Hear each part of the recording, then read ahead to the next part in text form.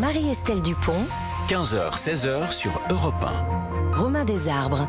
Bonjour à tous, bienvenue sur Europe 1 pour Et si on en parlait avec Marie-Estelle Dupont. Bonjour Marie-Estelle. Bonjour Romain. Votre regard de psychologue clinicienne sur l'actualité à retrouver chaque jour entre 15h et 16h sur Europe 1 et en podcast sur l'application Europe 1. D'ailleurs, vous pouvez d'ores et déjà nous appeler au 01 80 20 39 21, appel non surtaxé. Amandine et Romane sont là pour prendre tous vos appels. Aujourd'hui, on va parler de l'adolescence et Dieu sait qu'il y a beaucoup de choses à dire. On est tous passés par là, ce n'est pas toujours la période la plus simple de la vie, même si on va casser quelques idées reçues. C'est ce que vous m'avez dit en tout cas en préparant l'émission, Marie-Estelle Dupont. On va voir comment, quand on est parent ou grand-parent, comment fonctionnent les ados et comment les aider. Oui, après m'être allègrement fait traiter d'alarmiste, de complotiste et de psy de comptoir parce que j'annonçais avec d'autres confrères et notamment la Société française de pédiatrie en 2021 la vague pédopsychiatrique sans précédent que notre jeunesse allait rencontrer.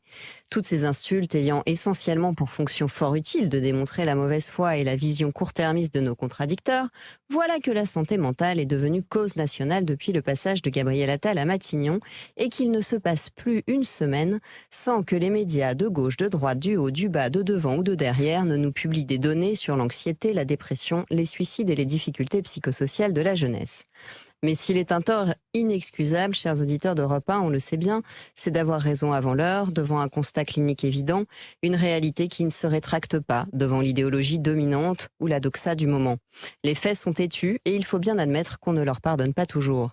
Attention, toutefois, à ne pas tomber dans l'inversion accusatoire qui consisterait, pour les tirer de leur mal-être, à infantiliser encore plus nos adolescents.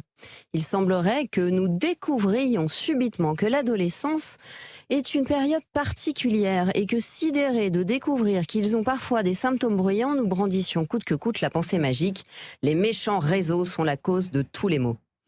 À cet âge où plus que tout, on veut avoir raison et camper sur des certitudes au pied d'argile, tant le manque d'expérience est difficile à supporter, les ados nous attendent au tournant de l'introspection, je crois.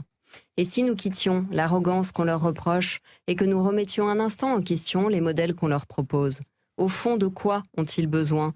Qu'offrons-nous aux questionnements existentiels, identitaires, identificatoires qui succèdent à la puberté?